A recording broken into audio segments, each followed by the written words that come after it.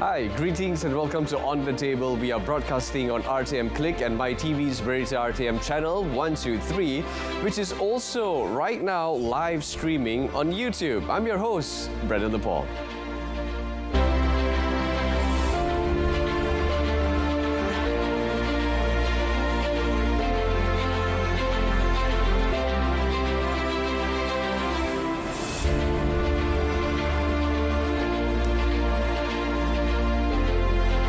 Right, let's get the ball rolling, shall we? On tonight's episode, in the next 30 minutes, we'll be discussing Malaysia's priorities and initiatives as ASEAN Chair next year in relation to the ASEAN Economic Community Agenda. And right now, we would like to welcome to the studio Puan Mastura Ahmad Mustafa, Deputy Secretary General Trade of the Ministry of Investment, Trade and also Industry. Thank you so much, Puan Mastura, for being here, for joining us right now to talk about this wonderful agenda which will be happening next year, Puan. Okay, thank you, Brandon, and thank you, RTM, for inviting MITI to this special session when we have the opportunity to talk about our preparation as the host of ASEAN in 2025. So, I think, as you're aware, MITI is actually the lead for the economic pillar. Under the ASEAN, we have three pillars. There is political security, economic, and socio-cultural. So MITI is handling the economic pillar, and that is why we have to actually do a lot of preparations on what we're going to deliver for the economic pillar to showcase how much ASEAN has done to boost the economic development of the whole region. So what we are doing now is actually identify what will be the Malaysia priority economic deliverables. Right. We have started the work early this year, and we are engaging all the stakeholders. For us, even though it's ASEAN, but we have to sort of give priority to our own community. We want to understand what our economic community in Malaysia wants out of this ASEAN, out of the chairmanship. So, but overall, the PED will be based on the 4 strategic thrusts. Right. Okay. The first one is enhancing trade and investment. Right. Creating an inclusive and sustainable pathway. Promoting integration and connectivity of economies. And lastly, building a digitally resilient ASEAN. Why we need to do this is because under the Malaysian leadership in 2025, we want to drive the creations of sustainable, interconnected, inclusive and forward-looking ASEAN economy. Right. So the deeper integration will not only enhance intra-ASEAN relations, but it also positions the region to become a more influential global economic player. So under these 4 strategic thrusts, we are actually try to take the opportunities to make Malaysia and ASEAN to tackle the current challenges, that is mega trends and emerging global issues. Right. For example, geopolitical issues, even though it's not an economic issues, but it have sort of directly impact on our economic issues. Right. As we know, the baton will be passed over to different countries in ASEAN. Okay. And right now being passed to us from Laos, for us to carry on with the baton for next year, 2025. It's going to be a significant year for us next year.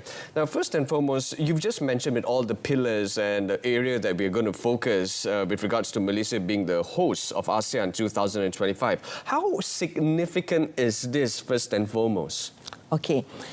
Actually, the passing of baton according to alphabetical order. Right. So, and we are very lucky because last 10 years ago, when we hosted the ASEAN in 2015, we are actually launching the ASEAN Community Blueprint 2025. Right. So this time around, when we host another round of ASEAN Chairmanship, we actually have one to deliver what happened in the last 10 years, the blueprint, whether it's successful or not. We have to announce the level of progress and achievement of that blueprint, as well as to launch a new blueprint for the ASEAN. That is what we call as ASEAN Community Vision 2045. It's very significant when that happens. It's very significant. When you touch base on what was mentioned 10 years ago, revisiting that and come forward with another set of blueprints just to move forward together with all the ASEAN countries. I think it's something significant that Malaysians out there can actually take a look at the progress that we've come from how far we've come 10 years ago and what it is right now. Now, coming back to some of the initiatives, what specific initiatives or policies is Malaysia considering right now, at this point in time, next year, to facilitate the free flow of goods, because everyone's talking about goods, services, investments, even skilled labour and capital within the AEC? Okay. Actually, when we sort of form what we call ASEAN Free Trade Area, there are three broad areas that we cover under that ASEAN Free Trade Area. Three broad areas. Yeah, that is trade in goods, trade in services and investment. Right. So we have what we call ASEAN Trade in Goods Agreement. We have ASEAN Trade in Goods Services, Trade in Services, right, as well as ASEAN a comprehensive agreement on investment. Okay, on the ASEAN Trade in Goods Agreement, actually what we have achieved so far, about 98% of the tariff lines of the goods imported traded intra-ASEAN right, are actually duty-free. Right, okay. With no duty. Right. So that is how we want to facilitate. So we feel that, okay, now the duty has been eliminated. What's next? What's actually deter the enhancement or the growth of the intra-ASEAN trade? So now we are reviewing the Artica, looking at the new areas that can actually will further enhance and promote the trade in goods within ASEAN itself. The same goes to ASEAN Trade in Services Agreement. The main core things under this is movement of natural person. Right. How free the professionals and the skilled labours move throughout ASEAN to support each other in our development of whatever activities, economic sectors that we have in the country. So which means to say the workforce? Yeah, the workforce. But we are talking about skilled workforce. Right. Not just just general. We don't want each of ASEAN countries being done with labours, low-paid labours and so on. That's right. We are focusing on professionals and skilled labours. So that is the thing that we want to make sure that the professional mobility is well regulated while boosting the economic integration. Right. Because, as I said, even though we want ASEAN integration, but at the same time we also have to protect our own community to make sure that the movement will not jeopardize our professional, but at the same time will facilitate them to go and provide their services in other ASEAN countries. I think that's fantastic, isn't it? Yeah, being able to just move around and to contribute not just to your country, but ASEAN as a whole, so that ASEAN member countries can move forward in that sense and together be strong. Not just here in Malaysia, but all other countries can be, that powerful in order to move forward. Now, thank you so much for those explanations, Puan Mastura. Now, coming back to this, right, how will Malaysia collaborate with other ASEAN member states to address issues such as non-tariff barriers? I mean, can I even say this first and foremost? Wouldn't this the agenda as well for, the previous country as we move forward? Is it going to be changed every single time when another country takes on the batons and we have new initiatives, so on and so forth? How does it even matter in the first place? Okay. The liberalisation process is not a short-term process. Right. It's consumed time to do the negotiations, and sometimes what we have concluded in certain years is only a limited number of initiatives. For example, we have negotiated what we call mutual recognition agreement. Right. So maybe in 1 year we manage only to cover, let's say, only pharmaceutical, and even under pharmaceutical you have different categories of products. It's huge, yeah. So every time the baton pass to another country, they will enhance, they will add on to that mutual recognition to cover other products and other sectors. Right. So that is what we are doing. So far, to address the non-tariff measures, as we know, we have eliminated the duties. Right. So what else that actually will block the entry of our goods and services in each other country. So that is how we address it through the mutual recognition arrangement, where, for example, a product, if it has been passed by testing in Malaysia, when they enter into another country, why should they undergo another test? So by having this mutual recognition agreement, where the other ASEAN member countries also recognise our testing and the result of the testing, they should automatically accept it and can be distributed in the market for the same product. So that is how we actually address the non-tariff measures. But at the same time, we also enhance the what we call transparency concept, where we have a notification whenever we are coming out with a new policy or new regulation.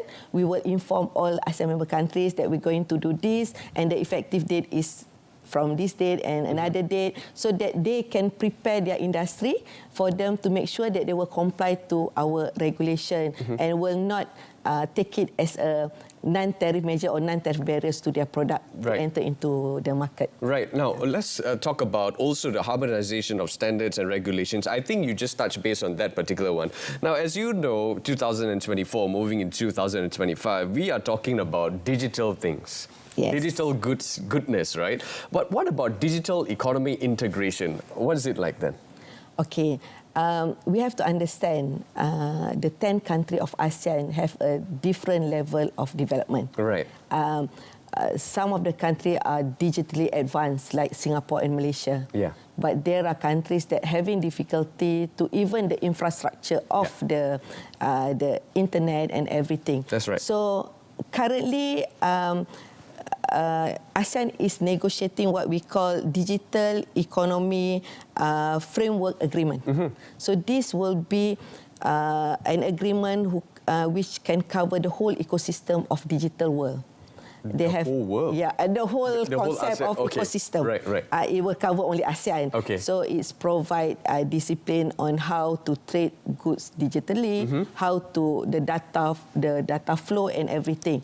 So that is what we are trying to do to make sure that ASEAN is actually at par with the development of the digital, and it was actually launched on 3rd September 2023, and it's still under negotiations. We are pushing very hard to conclude it next year. So it will be one of what Malaysia will deliver next year. That is the Digital Economy Framework Agreement. And we hope that that happens. Because as you mentioned, Puan Masra, it's not like a snap of a finger that things can actually happen, because it takes time. But the good thing here is that as long as it takes time, but rest assured, moving forward is the key right now. And what role does Malaysia envision? Because when you talk about private sector, we are also talking about inclusivity here.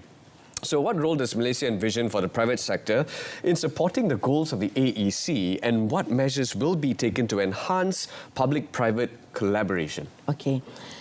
You know, I mentioned just now, we have lots of negotiations. Whatever the outcome of negotiation is actually to facilitate trade and investment. But all this initiative, all this effort will come to nothing if it's not being utilised by somebody. It's all for the business people. It's for the private people, for them to do businesses within ASEAN and to prosper and grow their business in the. So what we need private sector to do is actually take advantage of all the agreement, of all the initiative that the government has negotiated and deliver to the country. Because all that we are doing is actually reducing the barrier.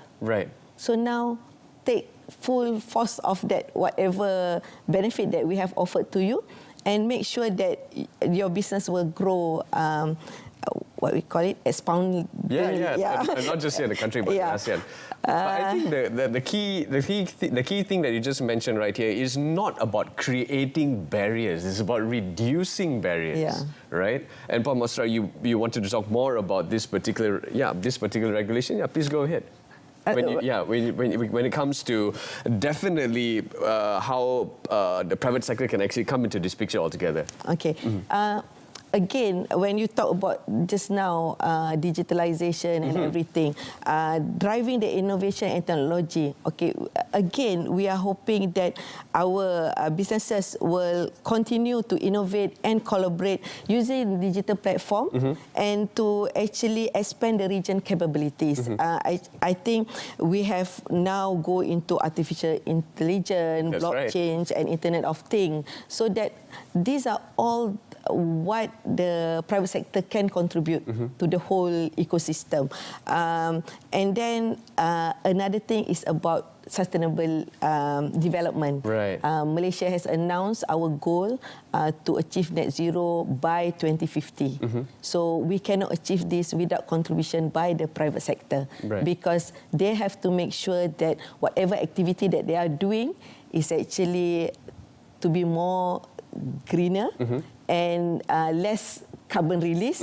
So they are also must come together with the government to support this vision for this net zero target. And within ASEAN, we are actually trying our best to come up with an understanding of each other level of adaptations to the sustainability concept and what we call IESG, environment, social and governance. So these are all the things that we need private sector to come together with us and support the visions of ASEAN. Very fantastic. Nicely put out there. And definitely it's not about creating barriers. It's all about reducing barriers. Now, Puan Masura, and of course the viewers out there, we're going for a quick break. Because when we come back, there are a lot more to discuss.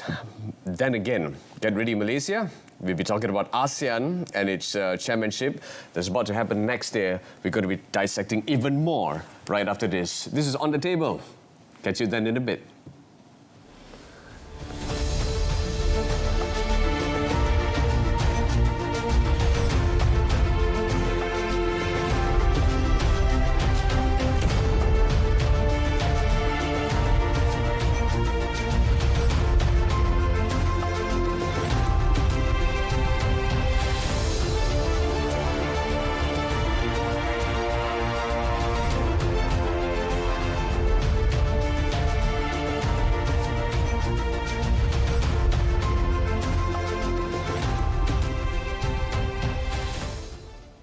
And welcome back. Now, Puan Masura, let's move on, right? Because time is definitely of the essence and we have still lots more to discuss with regards to Malaysia being the chairman next year for ASEAN. Now, Puan Masura, how does Malaysia plan to leverage the AEC position, ASEAN as a more competitive and also attractive at the same time when it comes to investment destination, not just in ASEAN but globally? Okay. We should actually leverage on ASEAN strength. We have to know that the whole of ASEAN, the GDP is actually nearly US dollar 3.67 trillion as of 2022. And ASEAN is actually stand as the third largest economy in Asia and the fifth largest globally. Wow. Okay, so following the US, China, Japan and Germany. Okay, our target is by 2030, ASEAN will become the world's fourth largest economy. Wow. So this in terms of GDP, but we have more elements to be to actually focus. There is our population, around 650 million people, and about more than 30% of them is actually young and dynamic individual at the age between 15 to 34 years old. Right. So this is actually the strength of ASEAN, which can actually attract investment into the region because of these numbers. So what we have done for Malaysia, we have actually identified several strategic initiatives. The first one is market integration within the ASEAN. Okay. That is the one that I mentioned just now, the 3 agreements and an additional agreement that we're going to enter into regarding the digital to actually promote deeper economic integration and by supporting the reductions of trade barriers and harmonizations of regulations. Then this one is actually make it easier for the investor to operate in the region. Right. And then we enhance connectivity. So we have to make sure to invest in infrastructure, transportation and digital network, and then because by improving this connectivity, you actually facilitate the flow of trade as well as the flow of trade as well as attracting investor because you actually provide efficient logistic and supply chain solution to the investor. And the third one, this is very important, skill development and talent mobility. There is no use to attract investor to come to the country, but you have no talent, you have no workers for those factory or facility that they have. So we have to actually create more workforce and talent that actually suit with the current demand of the industry. Right. So by looking at our education system, tailor it to produce relevant or demanded skill workforce. Yeah. And ASEAN have a lot of workforce, but we need to boost the talent. We have to focus on skilling and upskilling of our workforce. And then we also promote what we call is collaborative policies. This is another effort for sort of harmonizations of the policies, so that we can actually to support the sustainable investment practices. And this is actually to make the regions more attractive to those more advanced countries who are looking at sustainability, greener investment, and so on. So this will definitely bring forward next year, of course, the agenda. Part of the agenda, as you mentioned, because there are numerous pillars, and this is part of the pillar that definitely Malaysia is focusing. Now, what strategies will Malaysia employ? Now, of course, this is to ensure the equitable and inclusive development of the AEC, particularly, now, when you mention small business, so this would be for them who are watching at home right now. When it comes to small and medium-sized enterprises, SMEs, and, of course, the less developed member states.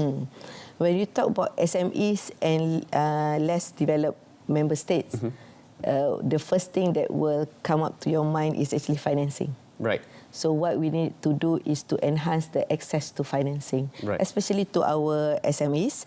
We have to develop a targeted funding program and Microsoft finance options for them. Because if they want to compete with MNCs and other bigger companies, it's going to be none of the it's very challenging because they cannot come up with something that they can guarantee to lower the risk of their investment.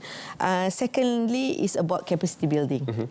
We have to continue educating and training our SMEs for them to be prepared for the bigger world out there, especially the compliance of the regulations, even the packaging and labeling. Right. Because it's as simple as that, because they don't understand why in the label they have to have this information and that information, but that is the requirement in other market. So this is the element that we have to do to help our small and medium enterprise. In terms of the least developed members of ASEAN, under the ASEAN, we have various funding from our dialogue partner, where they also provide capacity building, not only to the members of the officials from the ministry, but also to the private sector. We have various workshop, training session to build up the capacity of the SMEs as well as the people from the least developed countries. And then we have also market access initiative. We create platform that can connect SMEs with larger businesses and international market to facilitate trade opportunities. What we do in Malaysia, actually, MITI, first when we get a big investor into the country, we will try to link these particular MNCs with the supplier from our SMEs to supply basic things like small parts and components. It depends on the type of. When they are actually can prove themselves that they can supply to these big MNCs, meaning they are actually ready to export their product. Because definitely when these MNCs can procure their products, it can definitely will be acceptable in other market. Right. Yeah. Okay. So there are other things: regulatory support, technology adoption, and infrastructure development.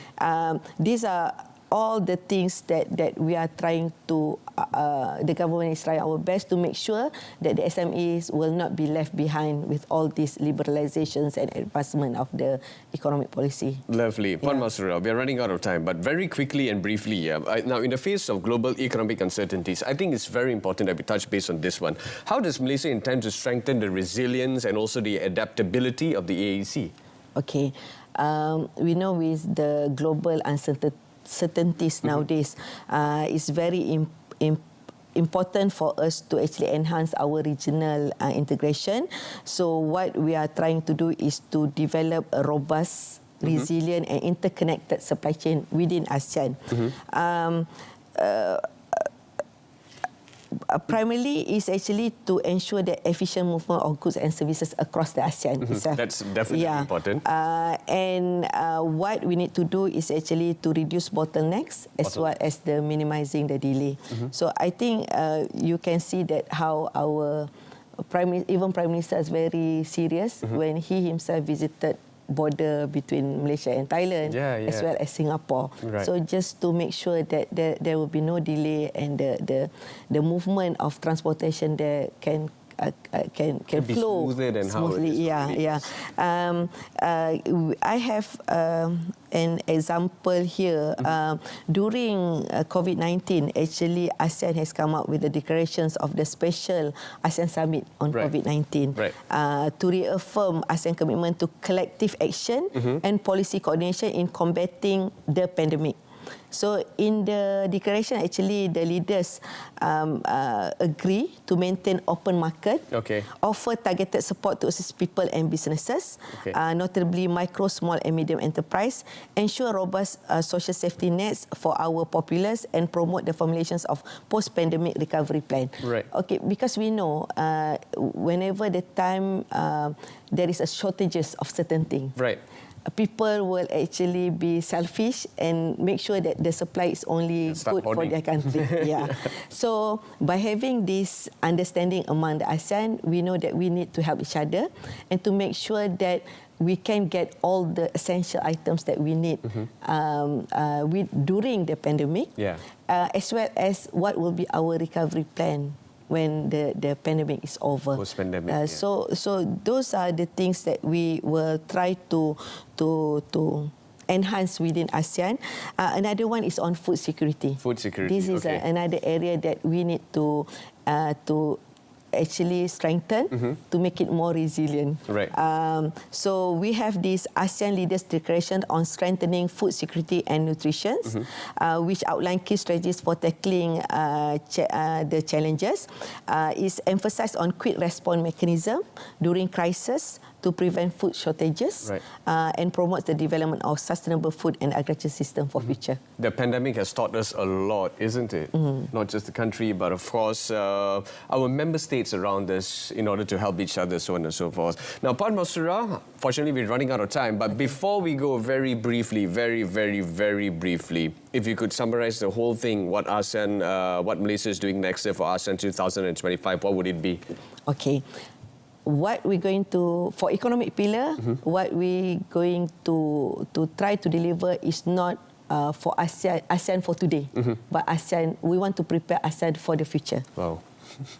That's it. Wow, nice. Thank you so much, Puan Masura, for actually being here in the studio to talk to us about this one with regards to the economy pillar of ASEAN. Next year, as you know, is going to be a very big year for us Malaysians. And unfortunately, that's all the time we have for On the Table this evening. So we've been talking to Puan Masura Ahmad Mustafa, Deputy Secretary General Trade of the Investment, Trade and Industry Ministry. Now, if you missed out on this particular episode, don't worry, because a repeat of this episode's broadcast can be viewed again at the same time tomorrow and subsequent days on both RTM Click and also MyTV's Berita RTM channel, which is also live streaming on YouTube. Till next Thursday, we will be discussing another topic of interest. Until then, I'm Brenda Paul.